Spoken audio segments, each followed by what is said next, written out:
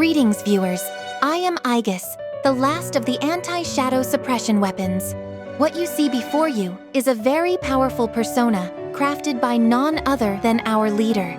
If you too wish to obtain such power so that you may also run the fade with these shadows, as they say, then I shall be your guide.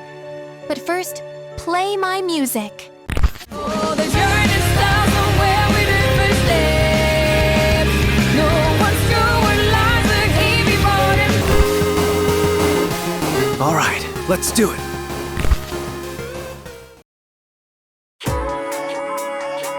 Now then, before we begin, it is of the utmost importance that I start with a disclaimer. Nothing in this world is free, and if you truly want something, you are going to have to work for it. Obtaining powerful personas is no exception. This endeavor will cost you both time and money.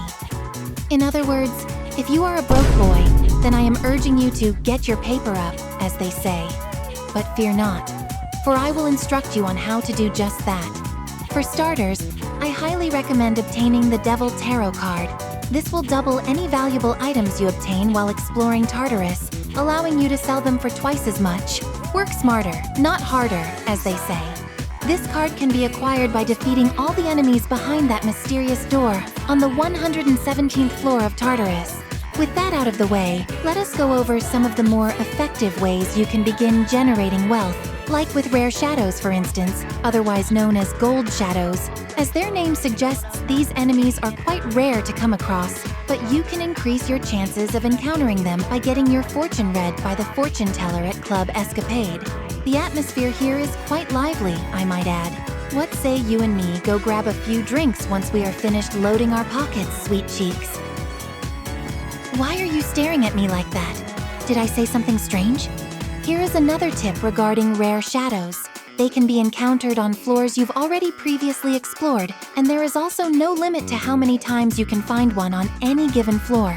Therefore, the most effective way to hunt them down would be to revisit past floors, using the fast travel option to quickly shift through them until you reach the nearest teleporter to begin the loop once more. But seeing is believing, as they say, so please, allow me to demonstrate.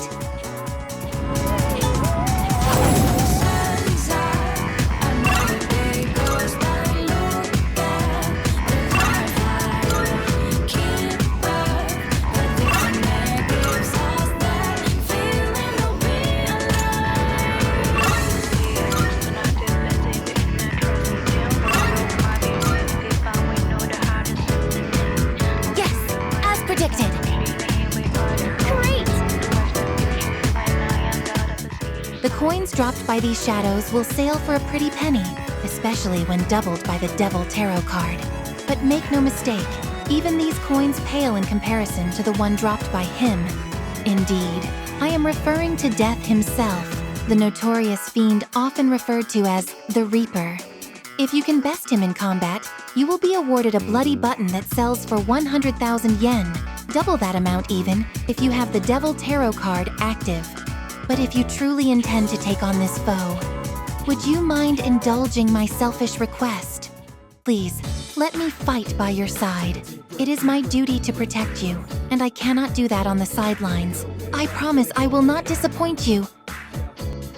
Forgive me. I am not being very fair, aren't I? That was rather self-centered of me to request. My sincerest apologies. Alternatively, if you have unlocked the Armageddon Thurgy, you can blast that bastard to smithereens in one fell swoop, as Junpei-san would put it. By the way, before disposing of the Reaper, I'd highly recommend having Arcana Burst active. This is because shuffle time is guaranteed when defeating such a powerful foe, meaning you will be able to grab an additional 40,000 yen with every successful elimination. If you intend to use Armageddon after all, I'd recommend trying out the Soul Fortune from the Fortune Teller and/or checking out the security and history site sold by the suspicious man in the back of Club Escapade to charge your meter faster. There is one more method that I believe could be of use to you in your efforts to get rich or die trying, as they say. But please be warned that you will not be able to carry out this one until the very tail end of the journey. On the final floors of Tartarus, just shy of the very top of the tower, grabbing a coin card from Shuffle Time can net you anywhere between 70,000 to 90,000 yen. Depending on your luck, this may be even faster than defeating the Reaper to acquire bloody buttons, considering it can take quite a while for the Reaper to actually show his face. This is assuming you still have Arcana Burst active, of course. Alright, now that you've acquired enough bread to flex on the haters, as they say, let us make our return to Club Escapade and speak with the shopkeeper. We are looking for 3 jewels in particular: amethyst, onyx, and topaz. On their own, these jewels do not do anything in particular, but when taken to the antique store, they can be exchanged for incense. The incense you are looking for is Incense 2. As its name suggests, it will increase a persona's stat by 2, depending on the type of incense that is being used. Naturally, each stat has an incense that correlates specifically to it, and it alone. For demonstrative purposes, I will be showing the Power Incense 2 in action to raise the strength stat of a low-leveled persona. Observe.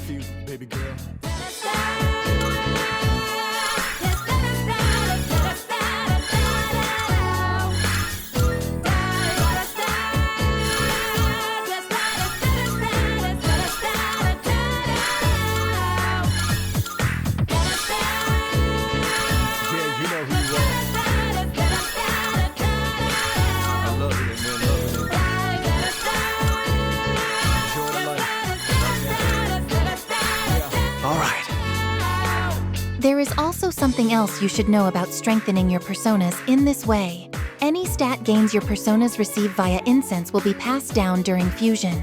For instance, this pixie here, whom we dumped all those power incense into, will pass down all 40 of the additional stat points it gained to Nekomata here when fused with Apsaras. You are free to use the Nekomata here to fuse again in the hopes of spreading these stat gains far and wide. But every time you do, the resulting persona will inherit 50% less of the stat gains. As you can see, rather than the absurd plus 40 Nekomata obtained from Pixie, Angel only received plus 20 from Nekomata. The next resulting fusion will only inherit 10, then 5, then 2, and so on. It should be noted that there are other ways to increase your persona's stats, such as visiting the arcade or grabbing certain major arcana cards during shuffle time, but using incense is by far the most effective. Now that you've been informed how to increase your persona's stats, your next focus should be acquiring the skills that you want to complete your build. To this end, I will supply you with a link to the ever-so-handy fusion calculator in the description. This tool will serve as your most crucial guide when crafting builds, so if you are not familiar with it, I highly recommend that you too become acquainted. You will not be disappointed. As a final note, I am well aware that there are certain skills you can only acquire through skill mutation, and you should be made aware of this fact too, especially if your build requires one of these skills. Namely, the skill Magic Mastery comes to mind. It is the evolution of the skill magic ability, and is most ideal to have when crafting non-almighty magic-based personas. Unfortunately, the mutation rate for this skill is rather piss poor, so to speak. Regardless, for those with the resolve to try for such a skill, I will link a skill mutation calculator in the description, as well as a video from a fellow creator that hopefully explains it in better detail.